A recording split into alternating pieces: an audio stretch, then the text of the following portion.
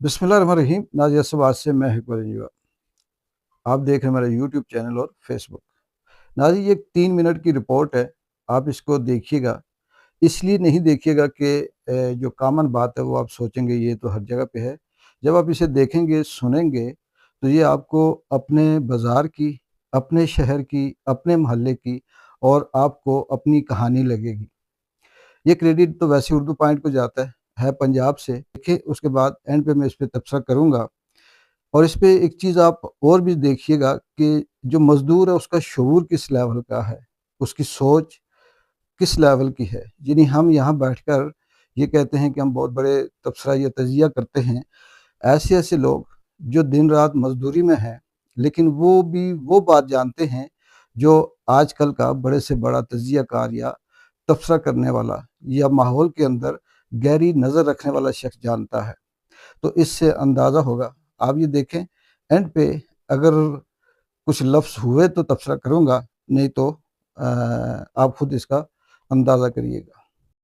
इधर खड़े आ जाएंगे जी, चलो बंद कर दो, चलान हो गया। खान साहब के दौर में 10 रुपए तेल महंगा हुआ था, 140 से 150 हुआ था और आवाम चीखे मारना शुरू हो गई थी। अब 415 रुपए लीटर तेल है तो आवाम आराम से बैठी हुई है। मैं कसम खाने के लिए तैयार, मैंने सुबह का नाश्ता नहीं किया हुआ, तो बच्चों के लिए पहले कमा लूँ, अपनी रोटी बाद में खा लूंगा, अपने बच्चों के लिए पहले कमा लूँ।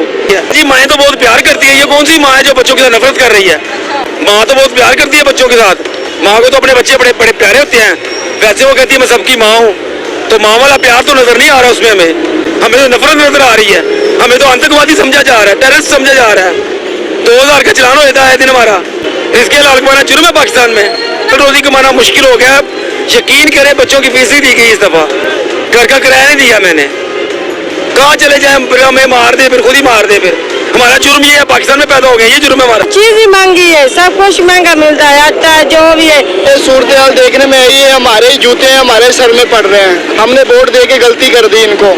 5 रुपए कम होता है तो 20 रुपए ये बढ़ा देते हैं पेट्रोल, ठीक है। और बच्चे स्कूल नहीं जा सकते, हम कहाँ से भेजें? 1000 रुपए में क्या करें?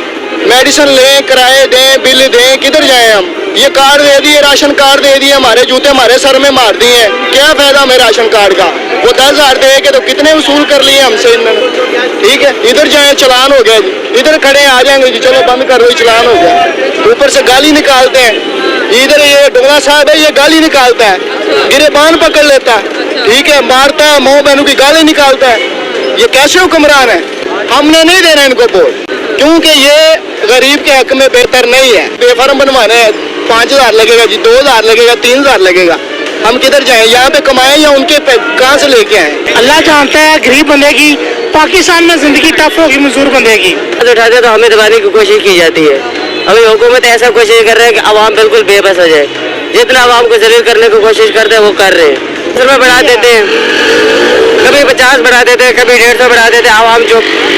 कभी रोटी 15 से 20 रुपए कर देते, फिर आवाम चुप। आटा कभी कहाँ से कहाँ पहुँचा देते, आवाम चुप। आवाम को इन्होंने अब कर दिया बेबस। आवाम के खान के दौर और अब के दौर के बैरल के हिसाब लगाया जाना तो फिर प्राइस जो थे बैरल के हिसाब से सेम टू 100 के 150 रुपये और आज कितने 415 रुपये, तो अंदाज़ा लगा सकते हैं हुकूमत। उस वक्त अगर 5 रुपये पेट्रोल बढ़ता था तो मौजूदा हुकूमत कहते थे कि करप्शन कर रहे हैं। जो अभी खुद बढ़ा रहे हैं तो फिर खुद क्या कर रहे हैं? परेशान है हम, आवाम भी परेशान है, बेरोजगार हो रहे हैं। हॉस्पिटल में जाते हैं, हॉस्पिटल में गैल बुधवाते हैं, ये रक्शों पे आते हैं, रक्शे भी इतने इतने किराया मांगते हैं, लेकिन उन्हों की मजबूरी है। तो पीटीआई की कोमल सी होने कहते सी ये 170 रुपए लीटर पेट्रोल क्यों है? हमें जवाब दो। मरियम नवाज कहती थी ना, ये पीटीआई वालों मुझे बताओ ये 170 रुपए लीटर पेट्रोल क्यों है? उन्होंने पता लग रहा 415 लीटर पेट्रोल हो गया। सवारी नहीं है, पेट्रोल की महंगाई है। सवारी मियाँ आया तो उन्हें पता लगा, आज तक मैं आ गया। ये तो दफ्तरों में बैठे हैं ना, एसी वाले दफ्तरों में बैठे हैं, इनको क्या पता कर।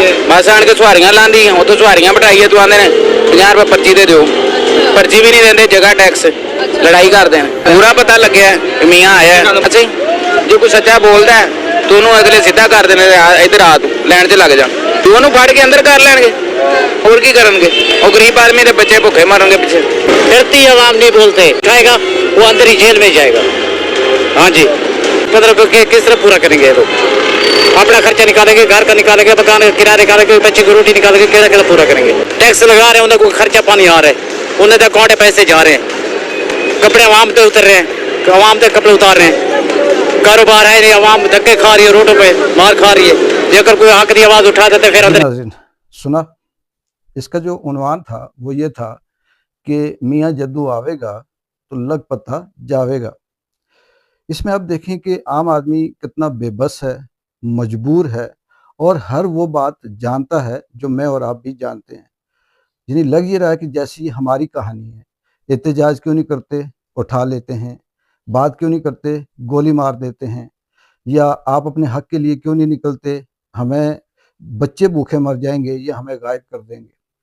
और इसमें जो सबसे बड़ी बात यह है कि हमारे, चाहे वो पंजाब के हों, सिंध के हों या कश्मीर के हों, ये जो हुक्मरान हैं, ये जो वज़रा हैं, ये पता नहीं इनकी दुनिया कौन सी है, इनकी मखलूक कौन सी है, ये किस चीज़ को अवाम कहते हैं, इनका किस चीज़ का नाम इन्होंने अवाम रखा हुआ है कि ये जब ये कहते हैं कि हमने अवाम को ये सहूलतें दी, ये आसानियाँ दी या हमने ये तरक्की कर दी, तो मैं अक्सर ये कहता हूँ कि इनके कुछ बेनिफिशरी हैं, उनके बच्चे हैं, उनके रिश्तेदार हैं, वही इनकी मखलूक है।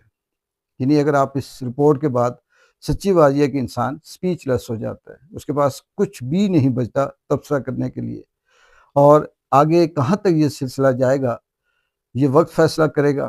क्या इनका कुछ पूछने वाला है, क्या इनके साथ कोई ऐसा है जिसका कहीं ना कहीं कोई हिसाब किताब हो।